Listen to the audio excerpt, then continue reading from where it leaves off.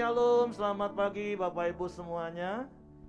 Juga bagi Bapak Ibu yang ada di rumah, saya percaya kalau kita boleh ada hari ini, itu semua karena kasih karunia Tuhan.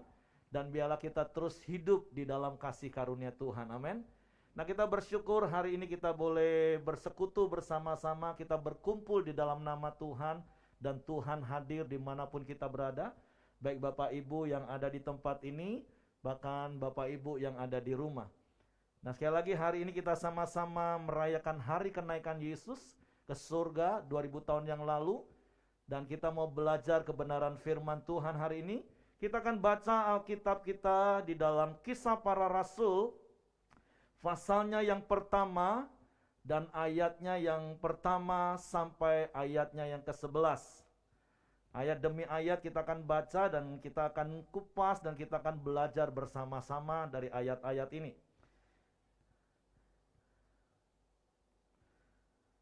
Hai Theophilus, dalam bukuku yang pertama aku menulis tentang segala sesuatu yang dikerjakan dan diajarkan Yesus sampai pada hari ia terangkat ke surga. Sebelum itu ia telah memberi perintahnya oleh Roh Kudus kepada rasul-rasul yang dipilihnya.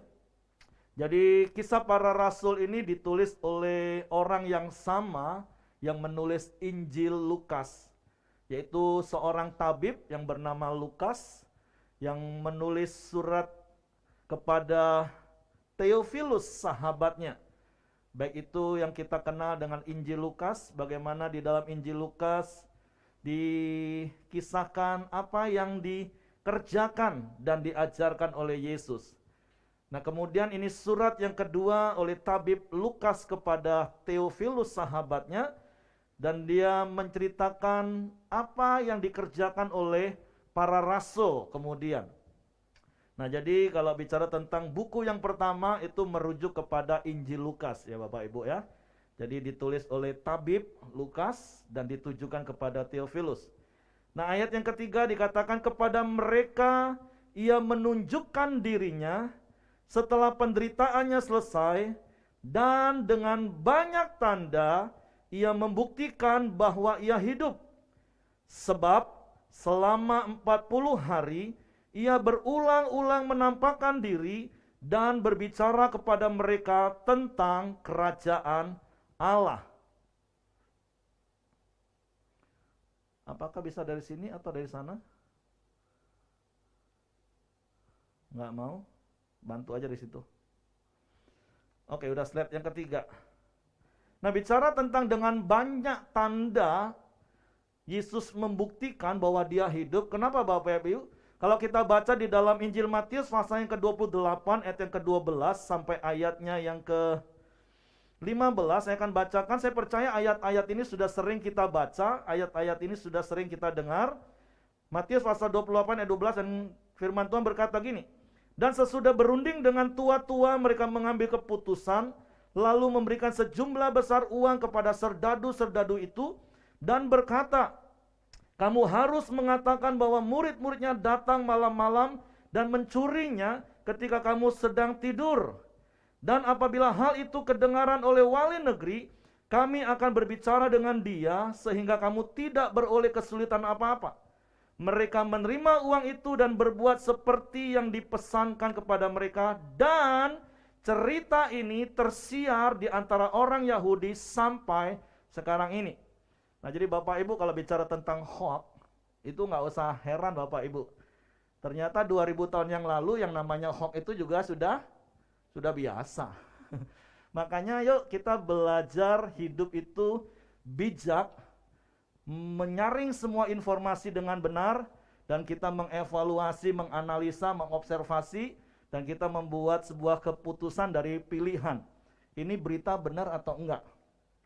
Nah, Yesus berulang-ulang kali firman Tuhan katakan, dia membuktikan bahwa dia hidup. Kenapa? Karena hoax yang disebarkan oleh pemimpin-pemimpin pada waktu itu adalah Yesus itu enggak bangkit. Yesus itu mayatnya dicuri oleh murid-murid. Nah, tapi kita bersyukur bahwa Yesus yang kita sembah, Yesus yang kita kenal, dia berkali-kali membuktikan bahwa dia hidup. Nah, di tengah-tengah situasi dunia yang sedang terjadi hari-hari ini Bapak Ibu, memang terkadang sulit kita membuktikan sebuah kebenaran karena terlalu banyak berita yang nggak benar. Oleh sebab itu hari-hari ini kan kita terus belajar bertekun di dalam firman. Satu-satunya berita kebenaran itu adalah firman yang harus kita pegang teguh. Sehingga membuat kita nggak hidup dalam ketakutan, nggak membuat kita hidup di dalam kegalauan. Makanya ada lagu lama yang sering dan pernah juga saya nyanyikan. Zaman sekarang berjagalah, lihat dunia bergelora, kedengaran sini sana, banyak kabar menggemparkan, berlindunglah dalam sabda Allah. Amin. Ngomong kanan kiri, hari ini kamu lebih banyak dengar berita yang menakutkan kamu, atau kamu mau dengar berita dari surga terus yang menentram dan menyejukkan hatimu? Amin. Bukan berarti nggak boleh dengar berita Bapak Ibu, silahkan dengar berita. Tapi sekali lagi kita dikasih Tuhan hikmat untuk mengevaluasi, untuk mengobservasi, untuk menganalisa, ini benar nggak? Makanya kita butuh hikmat dan pengetahuan. Dan semua itu harus bersumber dari firman. Firmanlah akan membuat hati kita tetap tinggal tenang. Ya inilah kebiasaan ya, walaupun kita tahu hati itu di sini Bapak Ibu, tapi ya sudahlah, ini bukan soal tangan sini, yang penting hati kita. Kita tetap tinggal tenang dan kita tetap teduh apapun yang sedang terjadi. Prinsip kebenaran yang terus saya lakukan sampai hari ini adalah saya tetap percaya, kami tetap percaya perlindungan Tuhan, dan yang kedua kami terus mentaati protokol kesehatan yang dianjurkan oleh pemerintah. Dan itu sudah kami buktikan. Nah, jadi sekali lagi ayat ini firman Tuhan katakan Yesus harus membuktikan dirinya hidup di tengah-tengah cerita hoak yang terjadi. Dan berikutnya dikatakan, dan selama 40 hari berulang-ulang Yesus menampakkan diri kepada murid-muridnya dan berbicara mengenai kerajaan Allah. Berulang-ulang selama 40 hari. Nah, memang ada orang yang tanya, Pak, apakah betul ya Pak ya? Kalau orang yang setelah meninggal itu 40 hari, rohnya belum pergi ke Firdaus. Menurut Bapak Ibu gimana? Kalau saya tetap berdiri di atas kebenaran firman Tuhan. Bapak Ibu tentu masih ingat ayat waktu Yesus di kayu salib. Dan dia ngomong kepada penjahat yang di sebelahnya, dia ngomong, hari ini juga engkau ada bersama dengan aku di Firdaus. Jadi orang yang percaya yang meninggal dalam Tuhan, hari itu juga, saat itu juga dia ada di dalam Firdaus. Nah, kalaupun Yesus selama 40 hari berulang-ulang kali menampakkan dirinya karena dia punya sebuah misi, punya tujuan yang sangat-sangat penting. Nah, kalau kita meninggal hari ini 40 hari, mau ngapain? Nakutin keluarga kita. Tiba-tiba nanti kedengeran suaranya Pak. Nah, semua yang datangnya dari Tuhan, prinsipnya dengar Bapak Ibu, pasti mendatangkan damai sejahtera. Tapi kalau yang mendatangkan ketakutan itu pasti datangnya dari hantu.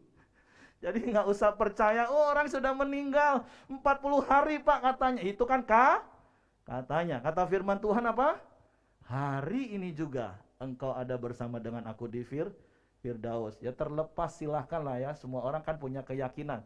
Tapi sekali lagi kebenaran adalah firman Tuhan. Nah, kenapa Yesus 40 hari berulang-ulang berbicara kepada muridnya tentang kerajaan Allah? Karena itu adalah hal yang sangat penting. Dan kalau Bapak Ibu perhatikan, sesungguhnya berita kedatangan Yesus itu sesungguhnya berita tentang kerajaan Allah. Inti dari perjanjian baru sebenarnya adalah kerajaan Allah itu sendiri. Jadi bukan berarti, oh kalau gitu bukan keselamatan ya Pak intinya. Iya. Keselamatan itu adalah sebuah gerbang, kalau istilah saya, untuk kita menikmati kerajaan Allah. Bukankah kalau kita belajar dari kebenaran firman Tuhan, sejak kejatuhan manusia pertama di dalam dosa, maka hubungan manusia dengan Allah itu terpisah. Manusia yang harusnya didesain Allah untuk hidup di dalam kerajaannya Allah, hidup di dalam kerajaan yang diperintah oleh Allah sendiri, tetapi karena mereka jatuh dalam dosa dan mereka keluar dari sistem pemerintahan kerajaan Allah itu, dan mereka dikuasai oleh sistem pemerintahan dosa, sehingga kecenderungan hatinya selalu berbuat jahat.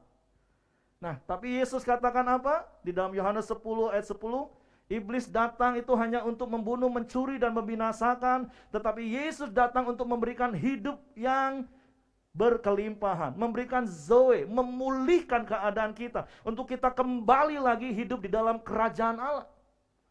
Nah, makanya konsep tentang kerajaan Allah itu adalah konsep yang diajarkan oleh Yesus berulang-ulang. Bahkan itu kabar pertama.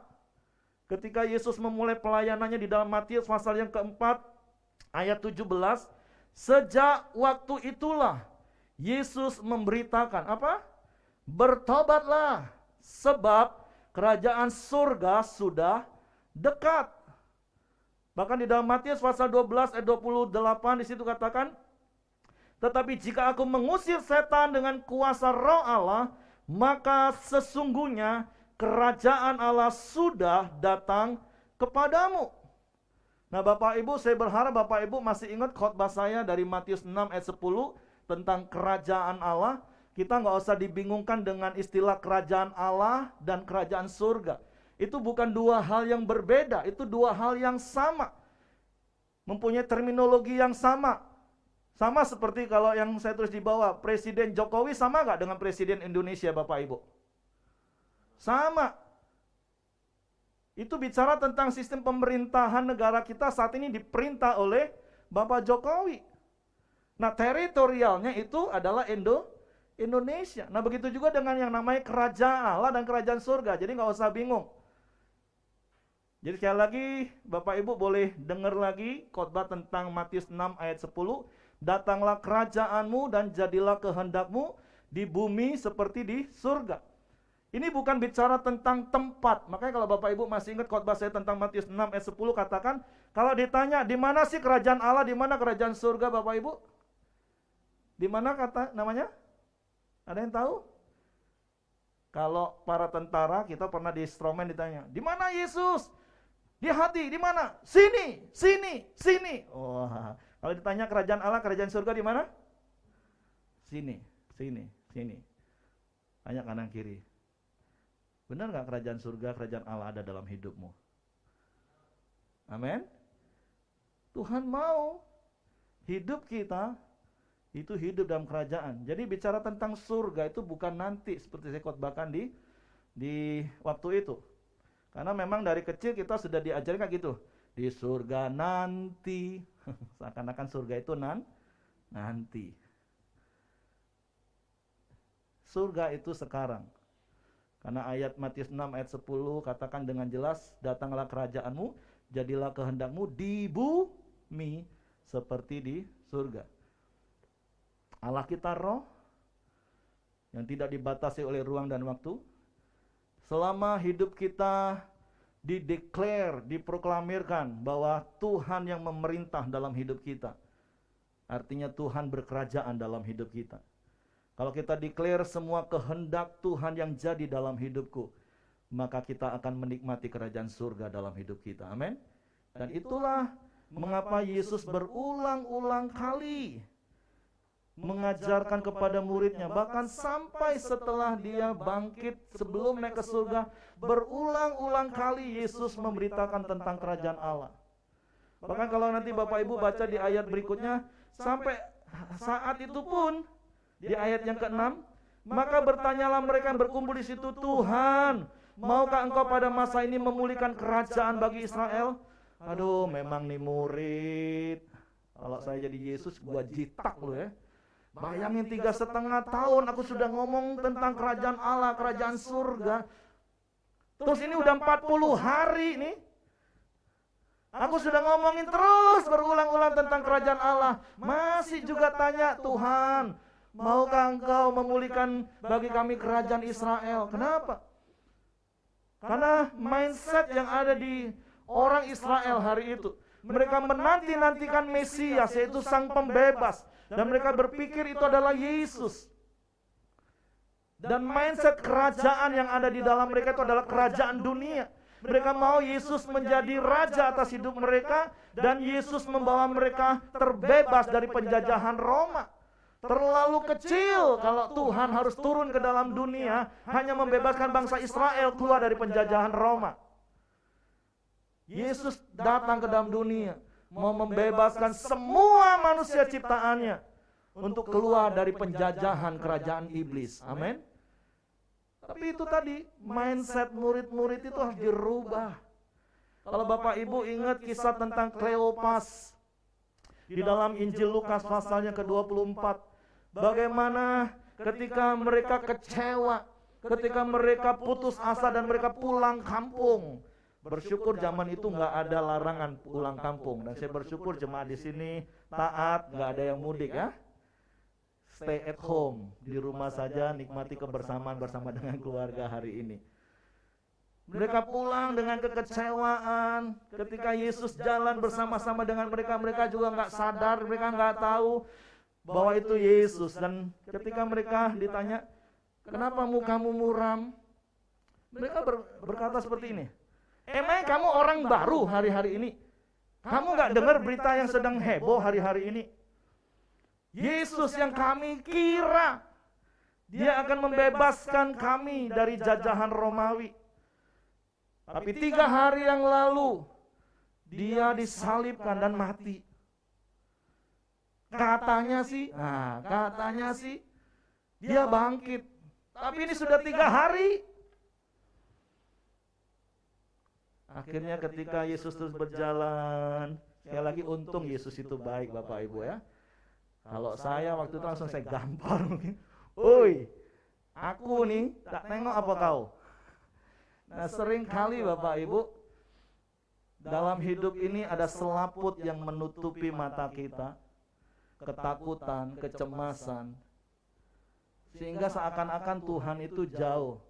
Padahal Tuhan sudah berjanji, aku itu nggak pernah meninggalkan engkau. Sekali-kali aku tidak akan membiarkan engkau. Sekali-kali aku tidak akan pernah meninggalkan engkau. Tapi berapa kali dalam hidupmu engkau selalu sering mengalami, kok kayaknya Tuhan jauh ya. Itu akan ada selaput ketakutan, selaput kekhawatiran, selaput tuntutan yang menutupi mata rohanimu sehingga engkau nggak melihat Tuhan. Nah, tapi kembali kepada konteks ini, Kleopas karena punya mindset yang sama dengan semua orang Israel. Berharap Yesus itu akan jadi raja. Bayangin kalau punya raja seperti Yesus. Apa enggak hebat Bapak Ibu kerajaannya? Enggak ada makanan, dia tinggal belah-belah roti dan ikan semua bisa makan. Enak banget enggak punya raja model kayak gitu? Enak banget Bapak Ibu. Dan saya mau kasih tahu, jadikan dia raja dalam hidupmu sehingga engkau enggak pernah kekurangan apapun. Karena firman Tuhan katakan orang yang mencari Tuhan, orang yang takut akan Tuhan, tidak akan kekurangan satupun yang baik. Tuhan punya banyak cara untuk memelihara hidup kita. Nah makanya Yesus sekali lagi berulang-ulang mengajar tentang yang namanya kerajaan Allah. Nah kalau sederhananya gaya hidup kerajaan Allah itu seperti apa Bapak Ibu? Kisah Rasul pasal 2 ayat 42. Udah, itulah gaya hidup kerajaan Allah. Nanti Bapak Ibu baca lagi dari pasal 2 ini ayat 42 sampai 47. Nah, itulah gaya hidup dan akhirnya murid-murid melakukan hal itu. Kenapa? Nah, bagian yang kedua nanti kita lihat. Karena ada Roh Kudus yang diberikan.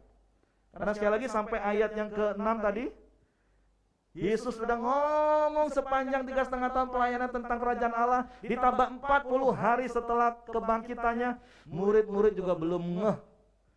Makanya yang membuat kita bisa ngeh, kata orang, bisa faham itu hanya Roh Kudus. Nah tapi sebelum sampai ke poin itu, sekali lagi saya mau jelaskan bahwa gaya hidup kerajaan Allah itu sederhana Bapak Ibu. Yaitu Kisah Rasul pasal 2 ayat 42. Mereka bertekun dalam pengajaran rasul-rasul dan dalam persekutuan, dan mereka selalu berkumpul untuk memecahkan roti dan berdoa. Nah, Bapak Ibu juga masih ingat tentunya, apalagi sekarang zaman sudah canggih, ada channel YouTube kita. Bapak Ibu bisa review lagi semua khotbah-khotbah yang pernah diajar. Apa itu artinya bertekun di dalam firman, yaitu berpegang teguh kepada firman sebagai undang-undang kerajaan Allah, tetap taat melakukan firman Tuhan, terus hidup di dalam komunitas, terus berkumpul memecahkan roti dan berdoa. Dan praktek nyatanya itu ya sebenarnya di Komsel, Bapak Ibu. Di Komsel. Itu yang harus terjadi. Makanya saya selalu mendorong, yuk Bapak Ibu, engkau yang belum tertanam di Komsel, yuk segera tertanam di Komsel. Nah, kami bersyukur, kami berterima kasih, kami punya saudara seiman yang sama-sama praktek hidup di dalam Kisah Rasul pasal yang ke-2 ayat 42 sampai 47. Karena kalau bicara tentang kerajaan Allah kan di dalam Roma pasal 14 ayat 17 katakan apa? Kerajaan Allah itu bukan soal makanan dan minuman, tetapi bicara tentang kebenaran, damai sejahtera dan sukacita. Di dalam 1 Korintus 4 ayat 20 katakan kerajaan Allah itu berbicara tentang kuasa. Nah, kalau hal-hal itu yang terjadi dalam hidup kita, ada kuasa, ada mujizat yang terjadi dalam hidup kita, di dalam komunitas sel kita, terus ada gaya hidup yang saling menolong. Nah, kami bersyukur sekali lagi, kami melewati 14 hari terakhir, kami disupport, kami ditopang oleh teman-teman Komsel. Ada yang kirim sarapan, ada yang kirim makan malam, ada yang kirim sembako, ada yang kirim buah. Wah, sampai istri saya, waduh, ini bisa 3 bulan nih kita. Nah, kami bersyukur, kami berterima kasih. Dan saya ngomong kemarin, saya thank you, saya bilang, tolong ini dipraktekkan sebagai gaya hidup kerajaan Allah, bukan karena saya penatua. Tapi siapapun mereka anggota Komselmu, yuk praktek gaya hidup kerajaan Allah. Supaya apa? Supaya kasih Tuhan dinyatakan, supaya kuasa Tuhan dinyatakan, mujizat Tuhan terjadi, dan sungguh-sungguh orang melihat Tuhan itu nyata dalam hidup kita. Itu gaya hidup yang harus dibangun. Amin, Bapak Ibu. Jadi makanya kenapa berulang-ulang kali Yesus memberikan pengajaran lagi tentang kerajaan Allah. Karena memang itulah yang harus kita bangun dalam hidup kekristenan kita ini. Nah, yang berikutnya, ayat yang keempat, pada satu hari ketika ia makan bersama-sama dengan mereka, ia melarang mereka meninggalkan Yerusalem dan menyuruh mereka tinggal di situ menantikan janji Bapa, yang demikian katanya, kamu telah mendengar daripadaku, sebab Yohanes membaptis dengan air, tetapi tidak lama lagi kamu akan dibaptis dengan Roh Kudus. Yesus melarang, bahasa Yunaninya paragelo, melarang dengan keras supaya murid-murid jangan tinggalkan Yerusalem lagi. Maaf, jangan meninggalkan Yerusalem dulu. Sampai kapan? Sampai Roh Kudus dicurahkan.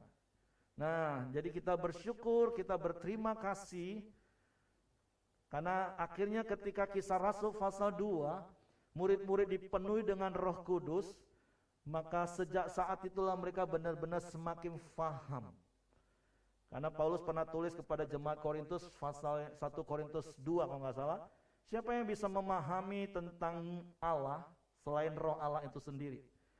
Sama seperti siapa yang bisa memahami hidup kita selain Roh kita sendiri dan Tuhan tentunya kan? Nah, ketika murid-murid dipenuhi dengan Roh Kudus, mereka semakin faham, semakin ngerti apa itu artinya kerajaan Allah dan kerajaan surga. Sehingga di Kisah Rasul pasal 2 kemudian ayat 42 mulai mereka praktek gaya hidup kerajaan. Dan itu terbukti sampai hari ini. Membuat orang-orang percaya kuat dalam segala keadaan. Injil semakin meluas dan sampai hari ini kita bisa menerima Yesus sebagai Tuhan dan Juru Selamat. Makanya kita bersyukur kalau kita baca di dalam Kisah Para Rasul pasalnya yang kedua ayat 37 sampai ayat 39, khususnya ayat 38 dan 39, di situ dikatakan apa? Bertobatlah dan hendaklah kamu masing-masing memberi dirimu dibaptis, maka kamu akan menerima karunia Roh Kudus. Sebab bagi kamulah janji itu, dan bagi anak-anakmu, dan bagi orang yang masih jauh, yaitu sebanyak yang akan dipanggil oleh Tuhan Allah kita, yaitu termasuk saudara dan saya hari ini. Saya percaya ketika engkau menerima Yesus sebagai Tuhan dan Juru Selamat, engkau memberi diri dibaptis sebagai sebuah momentum dalam hidupmu, bahwa engkau sudah mati manusia lama, dikubur bersama dengan Kristus, dan bangkit menjadi ciptaan baru, dipimpin oleh Roh Kudus. Karena apa? Di dalam Yohanes pasal 16 ayat 13, tetapi apabila ia datang, yaitu Roh kebenaran, ia akan memimpin kamu ke dalam seluruh kebenaran. Sebab ia tidak akan berkata-kata dari dirinya sendiri, tetapi segala sesuatu yang didengarnya itulah yang akan dikatakannya, dan ia akan memberitakan kepadamu hal-hal yang akan datang. Jadi kita bersyukur, dan saya meneguhkan Roh Kudus ada di dalam hidup setiap kita. Orang-orang yang menerima Yesus sebagai Tuhan dan Juru Selamat, memberi diri dibaptis, maka Roh Kudus akan diam selamanya dalam hidup kita. Roh Kudus yang akan membawa kita kepada seluruh kebenaran firman Tuhan. Amin. Dan kita bersyukur hari ini Roh Kudus menolong kita untuk memahami dan mempraktekkan gaya hidup kerajaan Allah. Dan sebagai ayat yang terakhir Bapak Ibu, saya akan langsung baca ayat yang ke-10. Ketika mereka sedang menatap ke langit waktu ia naik itu, tiba-tiba berdirilah dua orang yang berpakaian putih dekat mereka dan berkata kepada mereka, "Hai orang-orang Galilea, mengapakah kamu berdiri melihat ke langit? Yesus ini yang terangkat ke surga meninggalkan kamu akan datang kembali dengan cara yang sama seperti kamu melihat dia naik ke surga." Amin. Nah, hari-hari ini kita sedang menanti-nantikan kedatangan Yesus kali yang kedua.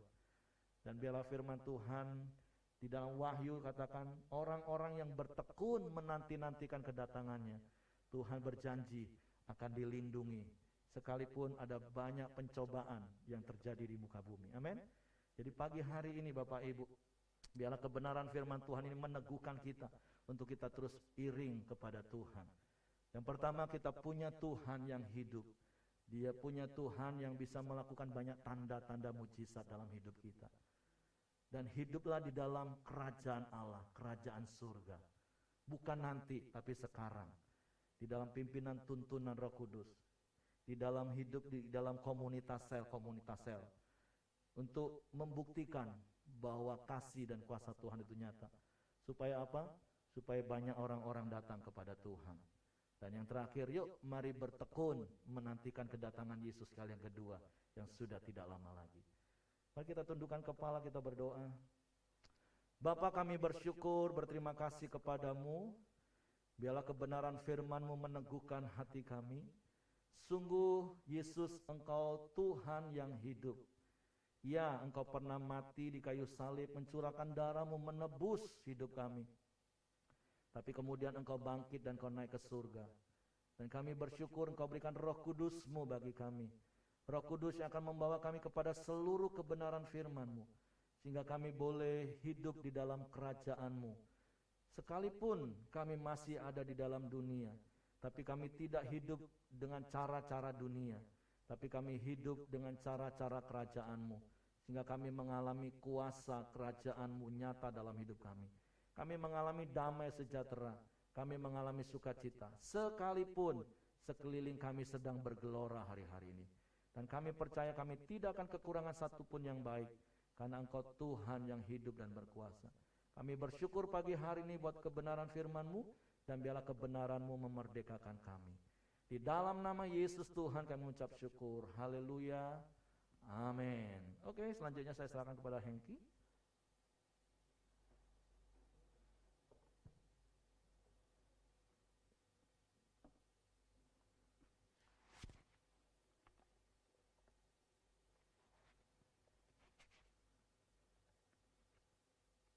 Terima kasih buat pagi hari ini. Terima kasih Pak Heri buat kebenaran firman Tuhan di pagi hari ini, di mana Tuhan Yesus telah naik ke surga. Dan juga saya mau nambahkan sedikit aja Pak. Ada satu perintah malaikat di dalam Kisah Para Rasul 5 ayat 20b. Saya bacakan. Beritakanlah seluruh firman hidup itu kepada orang banyak. Dan itu adalah salah satu tugas kita. Oke, saya akan menyambut Bapak Ibu yang sahabat baru yang baru hadir di pagi hari ini, apakah ada? Oke, kalau tidak ada, untuk ibadah kita hari Minggu seperti biasa akan kita adakan pada jam 8, jam 11, bahkan jam 5 sore. Mari saya undang Bapak Ibu untuk bangkit berdiri, kita tutup dalam doa.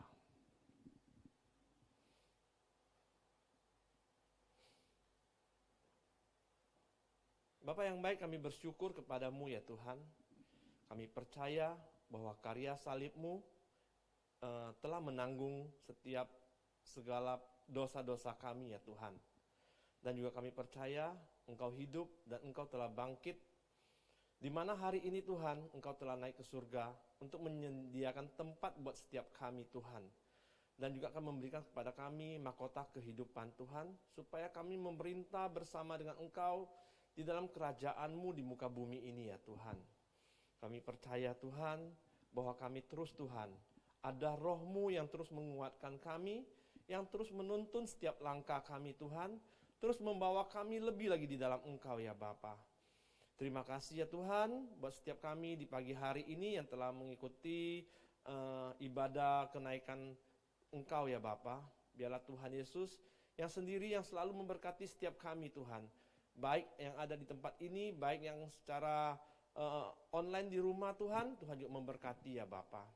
Terima kasih ya Tuhan. Mari kita angkat tangan kita arahkan mata hati kita kepada Tuhan Yesus.